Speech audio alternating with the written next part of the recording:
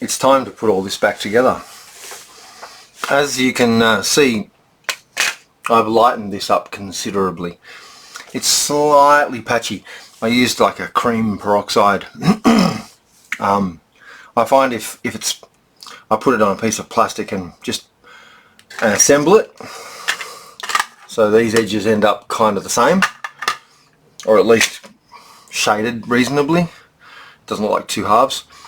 I just put it on a piece of plastic and just pour the cream on evenly and let it run off, and it produces a fairly even coat. I could easily have gone further, but that's fine. That's part of its patina, and while I could definitely go lighter, it's just not the it's just not the nature of the thing. But it no longer looks like something I'd prefer not to touch. So I've had this apart. These plastic bits on each end have a little leg on them. You can see running down into the, and it's like a little pin that stops these from being able to rotate. They're like little torque arms. You just hold them in place, and the metal things spin in them. I slipped them out very carefully, pulled these off, or at least back towards the rotary encoder, and put some white lithium grease with some Teflon in it on there, so they turn as freely as they possibly can. So that just fits in there and centers on the little studs, and it was these black screws. I've dried this off, and then I blasted it with compressed air, especially down towards the screw holes, to make sure that so far as possible it's dry, and then left it to finish drying. So I over tighten them. I don't want to go anywhere. The ball sits in there. I gave the ball a clean. Cleaned the PCB, as you can see. I might even be able to zoom in on that. Maybe I can zoom in on that for you. I'll go to 65 degrees on this software here. Nice and clean.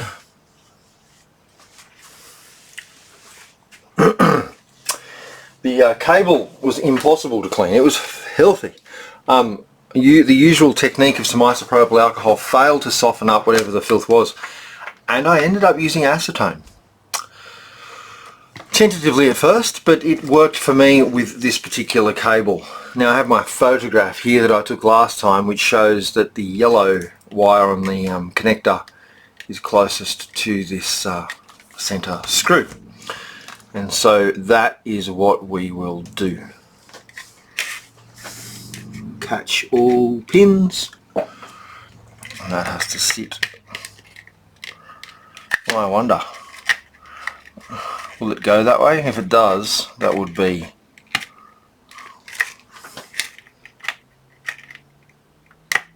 no, it really doesn't.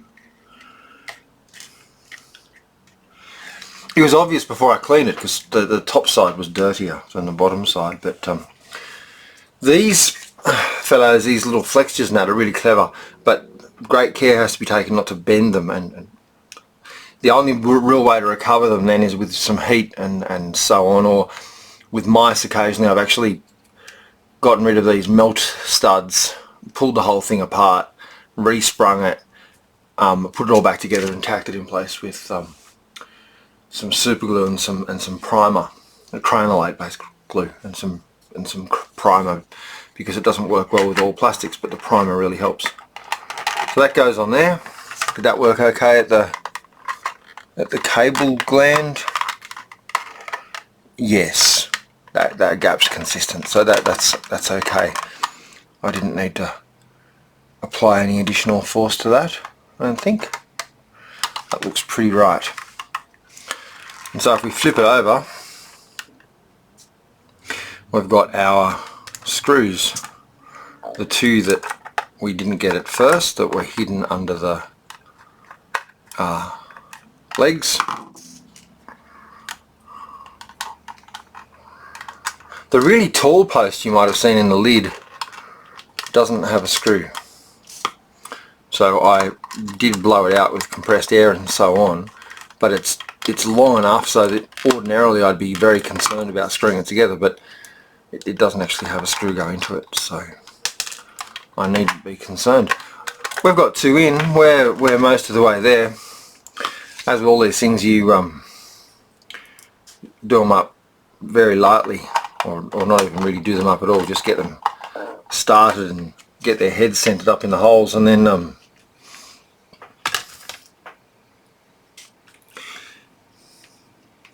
carry on later. Yeah, this screw here, I'm actually going to move it. A previous owner had used the wrong screwdriver and had marred up the two screws they could see. These two and probably that one as well. But two of them were quite marred up. So we'll hide those under the feet, shall we? When we reassemble it. And this one, well, I mean, I didn't even see it before. Yeah, it's marred up as well. So is that one and that one. Not much I can do. But like I said before, when we were disassembling it, I actually missed this screw altogether. So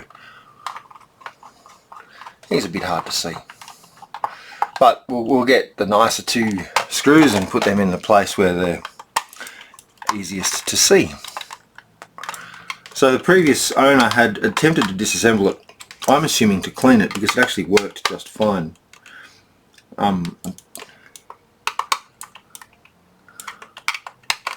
Just gradually nip these up.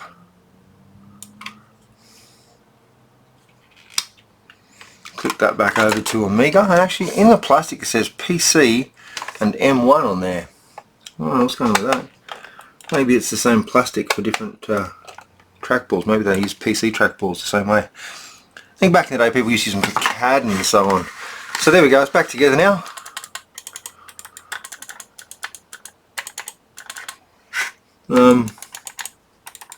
I don't honestly know.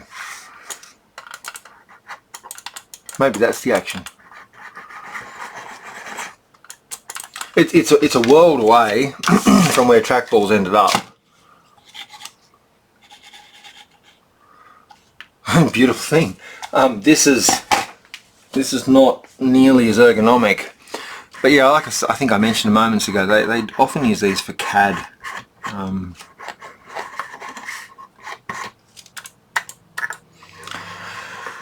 And the only remaining question is, does it still work?